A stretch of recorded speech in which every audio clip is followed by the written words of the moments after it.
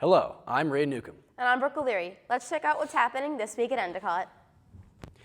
This Wednesday at 7 p.m., come to Hempstead Stadium and cheer on your Gulls women's soccer team as they take on UNE at 8 p.m. In Gullies, CAB presents a final presidential debate viewing party. Stop by just before the debate starts to enjoy the candidates' favorite foods, a presidential photo booth, and some ironic election games. Now let's take it over to sports with Matt Pritchard. Hello and welcome to this week's edition of EC Sports. For ECTV, I'm Matt Pritchard.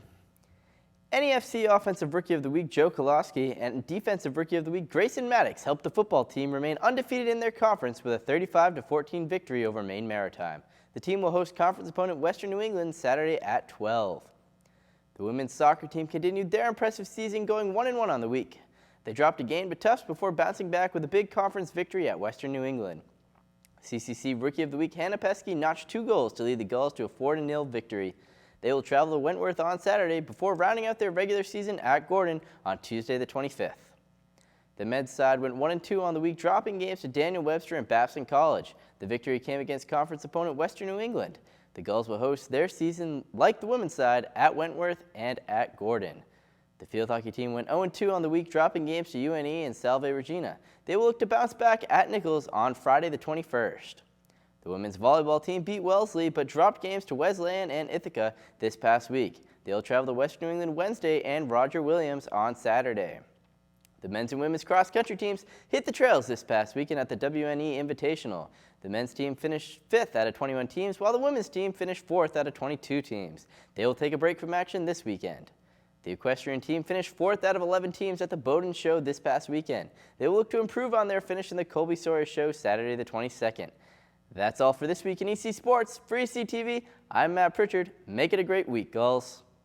On Thursday at 7, come voice your opinions and frustrations on this year's election, as well as take in some clips at Mediocrity. This event, presented by Calm As You Are, will be hosted in Gullies and is sure to be a good time no matter what political side you fall on. At 7:30 p.m., the Political Action Committee presents Immigration Panel. Come discuss U.S. immigration through the lenses of security, economics, psychology, culture, and history, all taking place in the LSB Auditorium. Now let's see what sort of trouble America's idiots got themselves into this week with Shake My Head. Take it away, Lexi and Riley. Good morning and welcome to Shake My Head News, where we tell you the most ridiculous and hilarious stories of the week. I'm Riley Fitzgibbons. And I'm Lexi Lozano. To begin this week, a man, Michael Orchard, in upstate New York, bravely broke into his neighbor's blazing home to save a trapped dog on Thursday afternoon. He fled the burning property in Half Moon near Albany with the bewildered pup tenderly cradled in his arms while resting on the front lawn. Or at least that's what he thought. State troopers said Orchard was actually tripping on a potent mixture of LSD and cough syrup. There was no blaze, and the entire house fire scenario was just a result of his hallucinations. He believed that the residence was on fire and he was rescuing the dog, said local trooper to a local network on News Channel 13. Talk about getting lit. It took an unfortunate customer just 3 seconds to damage more than $6,000 worth of TVs. According to reports, a surveillance camera captured the unidentified man appearing to accidentally topple over 4 television sets at HBH Woolacat's electronics store in St. Austell, England. He knocked over one of the TVs while crouching down to inspect it. The tumbling screen struck a second set, which then fell to the ground. Then, just as it seemed things couldn't get any worse, the stunned man stood up and accidentally knocked over 2 more sets that were behind him. Amid a growing wave of creepy clown sightings, arrests, and anti-clown violence, Ryan Stainslaw is taking us back to a simpler, more innocent time. You know, when a zombie apocalypse was the cool thing to have nightmares about. Stainslaw was arrested Saturday after allegedly firing into a home while hunting zombies at around 5 a.m. in North St. Paul, Minnesota. Fox 9 News reports police say a bullet from an AR-15 rifle shattered the window of Ken Quayle, who was asleep at the time. Luckily, the bullet narrowly missed Quayle's head, ricocheting off the walls off of his bedroom. Stainslaw, 24, allegedly told the police that he was simply making sure the neighborhood was safe and that he was aiming at a zombie. He was also carrying bullets marked as anti-zombie ammunition. Safe to say I'm not the only one coming up with ways to fight the zombies at night. In Sonoma County, California, an 18-year-old called the police after hearing loud noises coming from the roof. His dogs were frantically barking in commotion, and it was enough for him to call for action. Police investigation led to find that the uproar was not an intruder, but was in fact the owner's own Great Dane, rummaging around outside. So next time you call the police about strange noises, make sure you have all your dogs in a row. That's all we have here for today. Thanks for sharing this week's fiascos on Shake My Head News. On Friday at 12:30, it's Real World Year 1 in the LSB Auditorium. Hear from a panel of recent Endicott graduates talk about their experiences since leaving Endicott. Get ideas and advice on making the most of your semester internship and your senior year, as well as making the transition from student to professional. Also, Late Night Loco will be hosting So College, a delicious sampling of chicken fingers, french fries, mozzarella sticks, and of course, churros. The event begins at 9 p.m. Bring your appetite and a smile. Let's take a look at what's going on in the world with Chessie. Hello everyone, this is World News and I'm Chessie Kim. Doctors have amputated a man's penis after he became stuck in a bottle he was using as a sex toy for 4 days. A 50-year-old man arrived at the hospital in Honduras with a penis that was black and decaying, according to medical staff. It is understood the man was trying to relieve sexual frustration because he did not have a wife or girlfriend. The operation was carried out by urologist Dr. Denis Quirinos, who described the case as strange, but admitted he had seen similar incidents before. The doctor revealed the man will never be able to have sex again following the operation, although he will be able to urinate after the urethra was moved. Rich Chinese businessmen are paying thousands of dollars to go on wife tours in Siberia in search of fair-skinned, blue-eyed brides due to a shortage of women in their home country. Elena Savarova, head of the marriage agency All City Center, explained, "For them, a Russian woman is like a present. Initially, the men want to see brides with white skin and blue eyes. It is also important for them that the woman is moderate, natural, calm, smiling, and not competing with the man." She also claimed the men are serious and quickly fall in love with Siberian women. Using a controversial technique banned in America, world's first baby with DNA from 3 donors has been born in New York. Being the process banned in the United States, parents from Jordan traveled to Mexico to complete the procedure. The procedure is considered controversial because it requires genetic material from a third person as to make corrections in DNA defects. But reproductive scientists find it to be an exciting technique and eagerly want to explore it further. In this particular case, the mother was having Leigh syndrome, which, if passed on, can prove quite fatal for children within a few years. Dr. John Zhang, medical director of the New Hope Fertility Center in New York, said that children could lose their ability to move and breathe if become prey to this rare genetic disease. The couple already has 1 child being sick with Leigh syndrome. The mother has also suffered 4 miscarriages, and her first 2 children died, one at the age of 6 and other was just 6 months old. The procedure was carried out to fix the baby's mitochondria, and after a 6-month period, the technique was found successful with the announcement of a healthy 6-month-old baby. There is a possibility that the research may result into in vitro treatment for other genetic disorders, including muscular dystrophy, cystic fibrosis, sickle cell anemia, and type 1 diabetes. A 20-year-old student is auctioning off her virginity to the highest bidder, with opening offers starting at $165,000. Ariana, who hasn't confirmed her nationality, is selling her innocence via a European escort agency to raise cash to study abroad.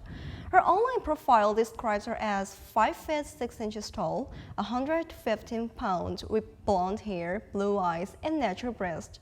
She describes herself as an independent woman and says that selling her virginity is her own choice.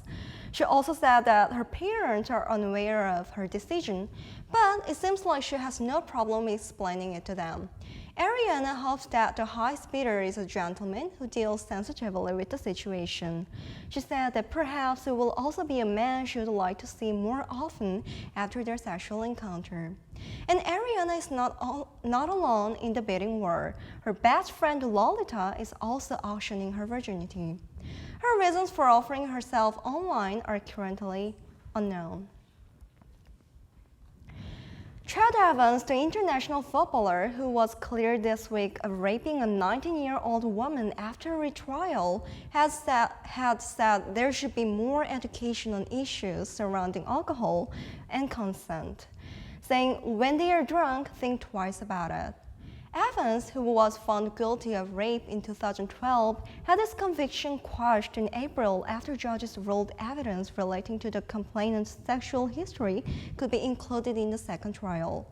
The case was referred to the Court of Appeal after a 10-month investigation by the Criminal Cases Review Commission, which found new information that not raised at the original trial. Evans was ultimately found not guilty of rape on Friday. The footballer, who was 22 at the time of the incident in 2011, told police, "We could have any girls we wanted. We are footballers."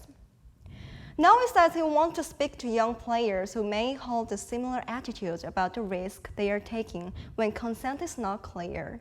Central to the prosecution's case was that the waitress, who woke up alone in a hotel room and claims she had no memory of how she got there and what had happened, was unable to give consent for sex because she was too drunk. That's all for this week. Now back to the desk. On Saturday at 10 a.m., join the Coast Sweep 2016 in honor of National Make a Difference Day. Help with cleaning up Endicott, Mingo, and Tupper Beach. Sign up through Blue Buzz. Also through Blue Buzz, you can join the Haunted Hammond Castle trip. Free entry and transportation will be provided.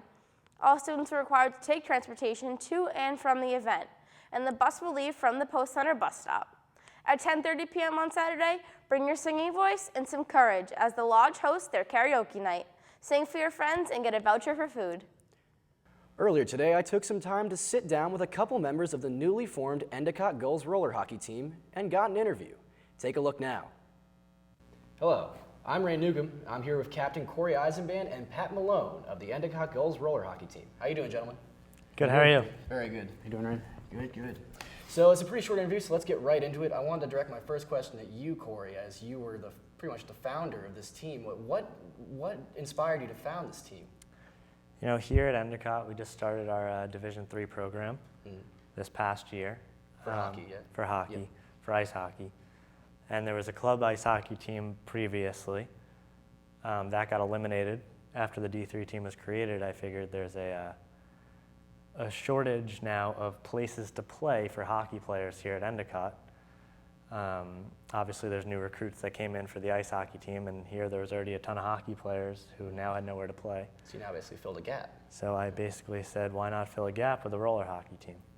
I had some friends who played in the league at other schools, and I knew about it. I knew we had the talent for it, and here we are today. It's been quite a journey so far. Has been. I wanted to direct this question to both of you guys. I know personally, with my place in the team, that feeling when you step on the court, especially at our first tournament that we had last weekend, that feeling is just unparalleled. Would you guys like to just let me know what goes through your guys' heads when you get out there and you're warming up? Or what's going through your guys' heads? Yeah, it's definitely, I like the feeling of generally just having, knowing most of the guys on the team first and foremost, and then having someone like Corey leading the way as a player / coach kind of gives us the ability to kind of just hold each other accountable on the team, not really with a sense of leniency, but you know, everyone holds each other accountable. Everyone knows where to be, what to do. We already know what's going to be said, what needs to be done. Say we've come a far way as a unit in a very Exactly, short time. yeah. If you guys had to pick one moment, and I know it's been a very short time, if you had to pick one moment that really you guys feel signifies Endicott Gulls roller hockey so far, well, what would that moment be? I mean, we got our first win this weekend against BU. We played Great them. win. We played them in an Fantastic game. exhibition game. We lost 2-1 in overtime. We knew we could play them tight. We went out on Sunday after getting 2 losses on Saturday, and we beat them 12-2. I mean, there was no question we were going out there and we were going to beat Boston University. I'd like to say there's a little rivalry there right now, and we can hold ourselves on top of that rivalry for now. Hopefully we'll stay that way. Yeah, I definitely agree. Just after that first scrimmage in the preseason against BU, coming out with a 2-1 loss from overtime, you kind of just give you a sense of, you know, can we actually be successful as this right now? Are we going to be able to win games this year? And then the end of that weekend, beating BU at a large deficit, you know, really gave us a a sense of victory in that locker room. And It was electric. Yeah, It was absolutely. absolutely electric. Absolutely. I agree with you. All right, boys, any closing thoughts before we wrap this up? I'm just excited about this opportunity. It's amazing when you get a great group of guys together doing something, that we all love. It's not necessarily just about the hockey, but even the team aspect of it is something special. Really is. I have to agree with you. A lot of chemistry there. Definitely. And you want to shout out to social media? Please follow EC Goals, EC Roller Hockey on Instagram, on Twitter. Tweet at us, share us, get us out there, because this program's going to grow. I have really, really bright hopes for the future here, boys, and I cannot wait to see where this journey takes us. Thanks, Rand. I Thank you appreciate so it. much. Thank you. Thank you. Ray Newcomb here, reporting. Take it back to the desk. On Sunday, participate in the time-honored tradition of apple picking as Endicott is hosting a trip to Russell Orchards. Transportation is provided and the bus leaves from the Post Center at 12. Be sure to bring money for apples and those cherished apple cider donuts. Come get your fair share of frights on Monday as Dr. Wiley's Ghost Stories will be sending chills up spines in the amphitheater beginning at 8 p.m. Endicott is looking for volunteers for the Safe Trick-or-Treat event taking place Tuesday the 25th. Volunteers are needed for setup, cleanup, and road monitoring. Do your part to make Halloween fantastic for local families. That's all for this week. From all of us here at Endicott, I'm Brooke O'Leary. And I'm Ray Newcomb. Stay safe, stay classy, and have a great week, girls.